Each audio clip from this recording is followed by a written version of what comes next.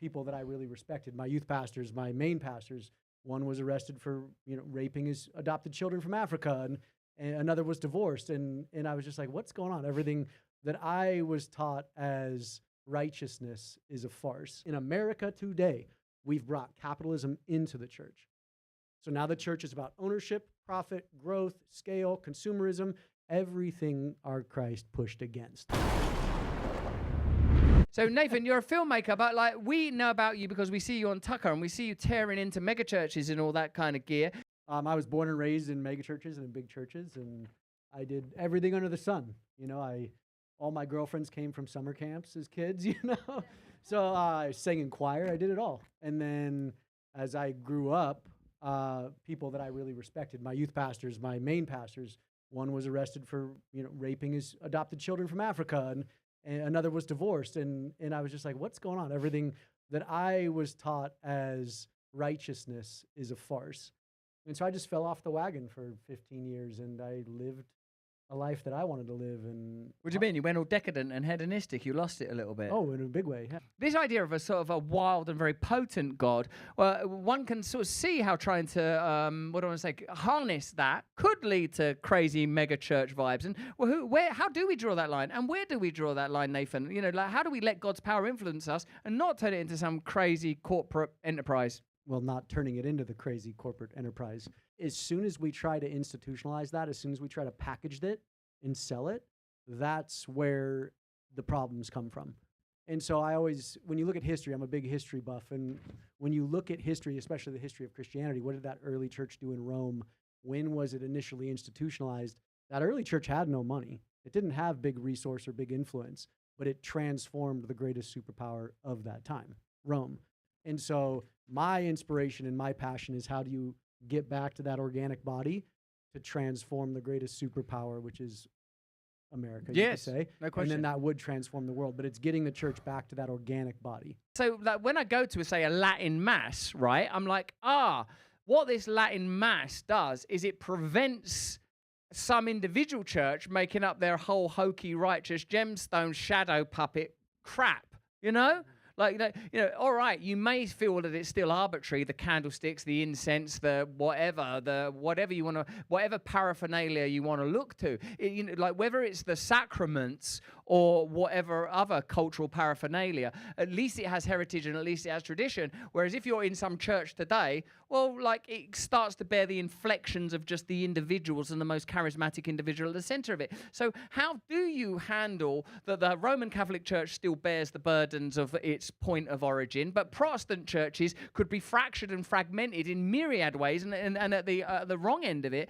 bear the hallmarks of American commercialism in the worst possible ways? So when I look at the modern institution, the traditions we've built, all of them, most of them have built institutions, and the majority of their wealth and resource and time and talent and theology goes to calcifying that system.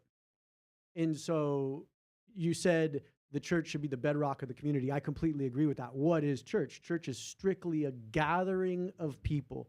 It's a gathering of believers that exhort and encourage each other to go out and live like the man who sacrifices his life. And whether you believe that's God incarnate or just a man who gave it all, he is a historical figure.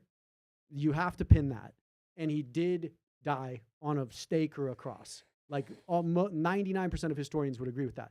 So if you see Christ for what he is and what he did, and you meet him on this pendulum of who he is for humanity and how he rippled through the world and how he, most of his teachings built the beauty of the Western world, not the corrupt crony version of it, but the beauty of the Western world, which is equality of life. I respect your life. A woman, I respect your life.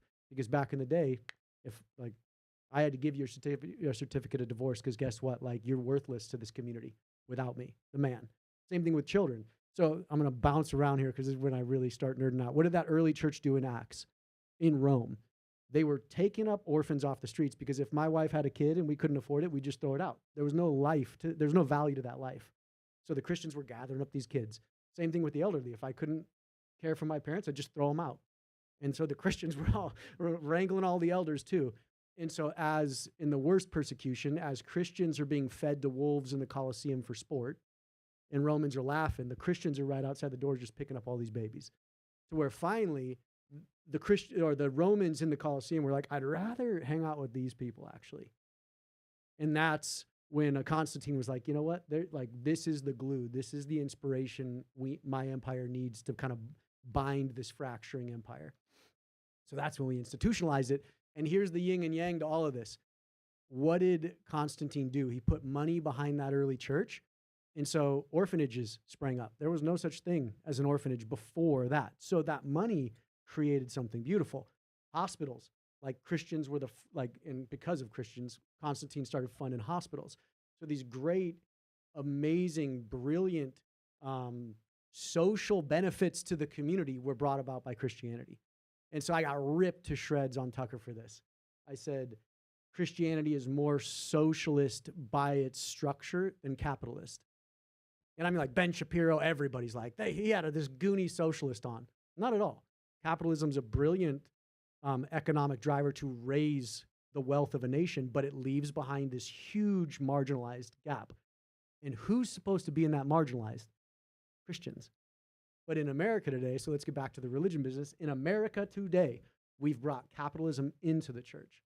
So now the church is about ownership, profit, growth, scale, consumerism, everything our Christ pushed against. Excellent. Excellent analysis. Excellent. Yeah. Sorry for that rant. Apologies for that rant.